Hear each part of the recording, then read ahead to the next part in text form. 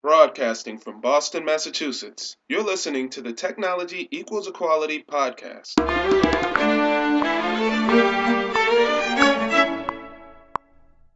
Welcome back to the Technology Equals Equality podcast. I'm your host, Lori Brooks, and this is episode 36. I am super pleased to welcome to the show today Heidi Kingsbury, an animal behavior college mentor trainer. Heidi Kingsbury is a licensed professional animal trainer with 20 years' experience working with canines and their owners. Her passion for animal training began while she was in graduate school at the University of Wisconsin-Madison. While studying psychotherapy, Heidi began to see the importance of utilizing canines in therapy to help her patients open up and feel at ease when working through difficult times. Heidi is a certified mentor trainer for the most prestigious and reputable dog training programs in the U.S., including the Animal Behavior College. She has personally trained dozens of students both through ABC and independently through her own company, Heidi's Canine Services. She's a licensed and certified American Kennel Club evaluator for both Canine Good Citizens and AKC Puppy Star programs. She's also an active member of the Association of Professional Dog Trainers. Heidi, welcome and thank you so much for joining us today. Thank you for the opportunity, Lori. Certainly, we're super excited to have you here. You have gone from psychotherapy to animal training, but please, we'd like to go ahead and rewind the clock just a little bit further. Why don't you tell us the story of how it is you saw the future long before you decided to begin branding yourself or building out a business? Did you see yourself as a psychotherapist, or, what did you think you were going to do in the future when you were in high school? I'm sort of ridiculing myself, mocking myself, because in high school, I was sort of lost. I didn't know what I wanted to do. But I did love animals, so I went to a school to specialize in becoming a veterinarian, actually. And it was called CSU, Colorado State University, and they had a really good veterinarian program. But I was really bad at excelling in the sciences. So that's my passion. That was my passion with animals. But I went there and I did not excel. You thought that you were going to be working with animals. You didn't feel like you were able to move forward in that area. So what were some of the first steps that you took once you did decide, you know what, I think I'm going to go ahead and begin a business of my own. I think I'm going to work for myself. Or did you start off working for yourself straight out of, college, and how did you transition from college into where you are today? Well, overtly, I did not excel, as I explained, to sort of proceed to become a veterinarian. So thus I went into the social sciences, which I'm just going to be candid. They were easier. I felt like psychology, that's easy. I'll just pursue psychology. So started psychology. Anybody can pass psychology. I couldn't do hardcore sciences. So what happened was I did that, and thus I was able to do well and excel in social sciences. And I became passionate about I wanted to become a therapist and help people. So that's how that came about. And then what happened was I worked for corporations, I worked for the government, and then I decided that I don't really want to work for people. I want to be my own person. Mm-hmm. I want to have the sort of independence to excel through being able to help people on my own and not through a system. That makes sense, Lori. No, it totally does. And do you feel like there was a specific moment that sparked that for you? There was an epiphany. I was probably at my 8th hospital when I used to get into trouble. I'm going to be very candid. Trouble, a lot, because I would break rules. I took women, I ran women's groups, psychotherapy groups, in hospitals, and I just felt like the edifice was not a structure for women to talk about their, sort of post-traumatic stress disorder issues or whatever. So we'd go outside, and that would break a rule. and I would get in trouble. Not like, trouble where you're going to be fired, but Miss Heidi, you're breaking rules. Right. So I had a mentor at that point that said, you know what, sweetie, you're really, really good with people. You're a great therapist, but you're not good with following rules. So I don't see you get in trouble. So perhaps you should rethink what you're doing and work, but you start your own corporation and do your own thing. And that was the catalyst to lead me to start my LLC. And that was 16 years ago. Wow. Wow, that's an awesome story. I love hearing what the catalyst is for someone else's journey. I know what the moment was for me. It was my diagnosis with Crohn's that really pushed me into working for myself. So it's always interesting for me to hear, what it is that sparks someone else's journey. When you were working with your mentors, what do you feel was the biggest piece that your mentors helped you with? How do you feel they contributed to your journey? I think that I did not believe in myself early on when I was young, and having an experience, and I'm actually going to point out, it was at Northeastern University, where I went to several undergrad schools, but I graduated from Northeastern, and I had a professor named Professor Jack Levin, and he took me under his wing. And he believed in me, and he empowered me, and he gave me jobs. He said, can you help me do research? Can you do this, that? And that empowered me, because many young people don't have a lot of self-confidence. Right. I really have confidence in myself, but to have a mentor like that to believe in you really was instrumental in my believing in myself. So that, and the other component of what I'm going to bring up again, Northeastern University, the whole concept that they have this internship program where you are actually placed sort of in vivo in work. They give you jobs. And being in a field where you're actually working was key to anybody, I think, because I mentor kids now that are going to Northeastern. And I ask them, what's the most important part of Northeastern? And they say that we have this there's a co-op program, and they put you in a field, in a field you're interested in, and you get hands-on experience, and you have mentors that take you on, and she or he believes in you, and that is very empowering. So that was very, very, very helpful, and I would say, helping sort of me to develop as an entrepreneur, if I am not. I don't know what I am, but I am something. That helped a lot. So I just wanted to point out that I think mentorships are important, and getting into the field is important, and having people believe in you is important. Certainly. Surrounding yourself with positive, supportive people is one of those pieces, one of the keys to keeping your mindset in the place where it needs to be in order to reach that success, whatever that success, whatever that definition of success is for you. So once you went ahead and decided, I don't want to work for other people. I'm tired of being concerned with, being compliant with the rules per se. What do you feel like was the hardest part of starting your first business? Wow, that's a hard question. I would say I was so molded and shaped by. I worked at 3 veteran VAs, veteran administration hospitals, and they govern. There's a lot of rules, and you have to be very compliant. So for me, the hardest, and that felt good to me. I was in school for many, many years. I stayed in college because that felt safe and comfort. Like I knew how to do. I could master college. I knew how to do that. Right. I did research. I could do that.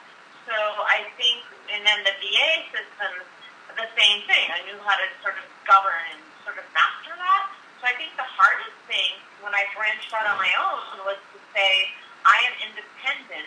I do not need a system to mold and shape me, but I can, in fact, actually, believe in myself. And I think spirituality helped me a lot. and I've been very blessed in that I don't really conform to a particular religion, but like I was like have opportunities to work with people like Louise Hay, who's an amazing woman who has like metaphysical causation for things like diseases like Crohn's, or Bernie Siegel, or I had a lot of spiritual teachers. So I would say just my background, I had an aunt that influenced me, and she turned me on to different sort of practices spiritual practices. So that, I would say, influenced me a lot. So the spiritual components, the sort of being influenced by people that are very powerful, helped influence me to believe in myself. As an entrepreneur, you need to be strong, believe in yourself, be a good leader, but also listen. And I was guided and taught that. That's excellent. I love the fact that you mentioned how important it is to have mentors, because it's a really difficult thing to be attempting to go on this entrepreneurial journey in an individualized manner. There's a lot of solo work that is done as an entrepreneur, and to not surround yourself with those who can assist you, who can uplift you, who can give you that advice is extremely important. So definitely thank you for adding that piece in there. Tell us a little bit about your first business and the transition into Heidi's Canine Services, and how that transition came about. How that came about was I recognized that it was very difficult for me to operate in a system, and it would be easier to sort of start my own entrepreneurship and do my own thing. And what I realized is that I need help. I cannot do this on my own.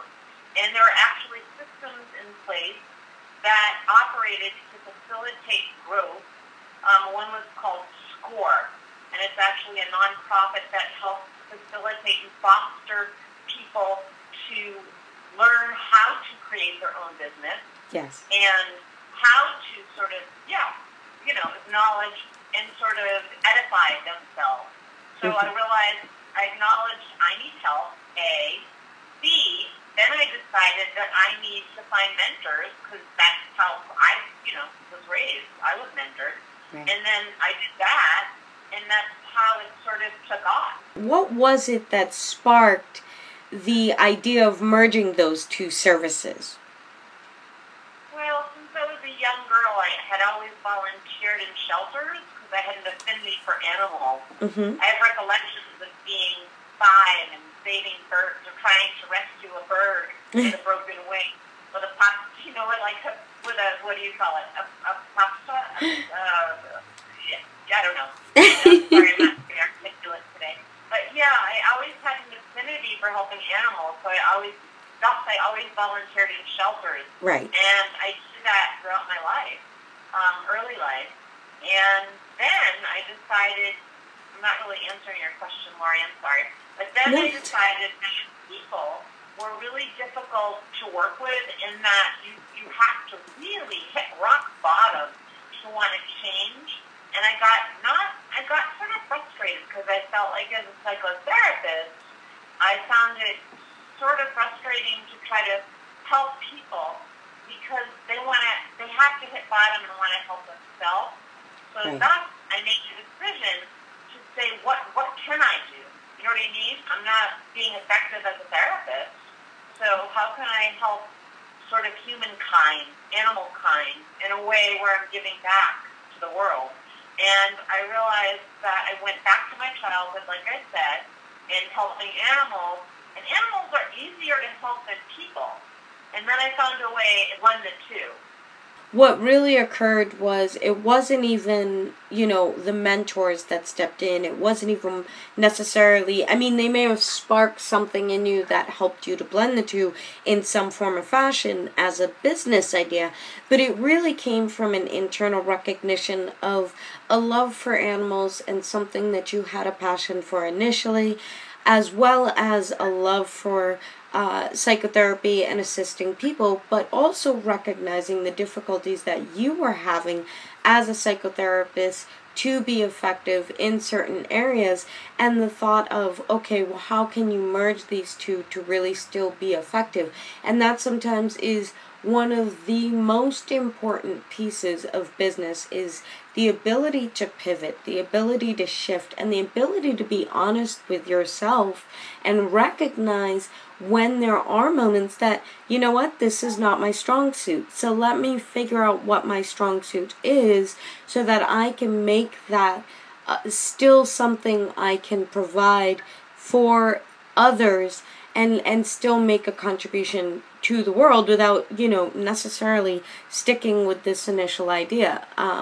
Because oftentimes your initial idea is not the path that your entrepreneurial journey ends up on, which, is what I was highlighting with Brandon's journey being so unique in that he just, knew what it was and has stuck with it and has been successful. But to, understand and recognize that, what, this aspect of what I'm doing isn't necessarily where my strong suit is, but I do have this specialty and it can still be of service. So I thought that was an excellent explanation of it. Heidi, what do you feel was the actual key to your success? Do you feel like it was, your mindset, or was it keeping organized?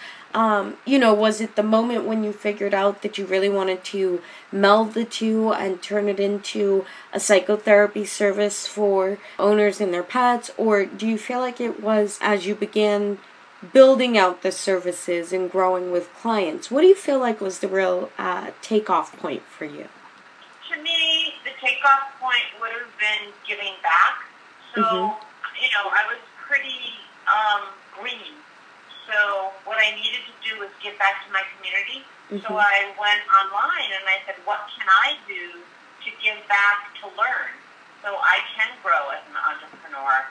And I found out there's organizations where they need people, where you can learn and grow. So I got involved with organizations that enhanced my abilities and really taught me sort of what I need to do. So whether it was, I've been involved with an organization called a national association, it's called the AAUW, the National Association of the University of London. So I started doing that 16 years ago, where you volunteer in the school system to empower elementary school children in math and science.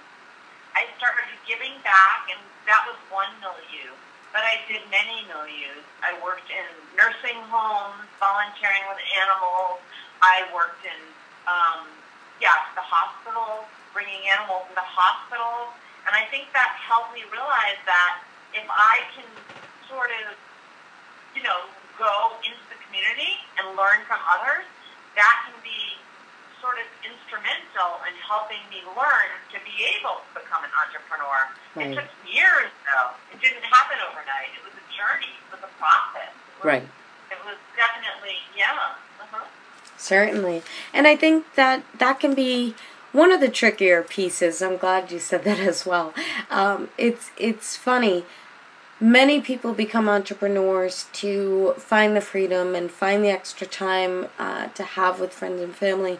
And when they become overwhelmed with the actual processes and real back end of running a business, because it becomes so overwhelming, the other tasks that are involved with running a business. So a lot of people tend to, either close up shop, or that's the point where they figure out it's time to delegate and it's time to grow, from being an entrepreneur to, having staff or having contractors that you do work with that you can go ahead and delegate the work out to.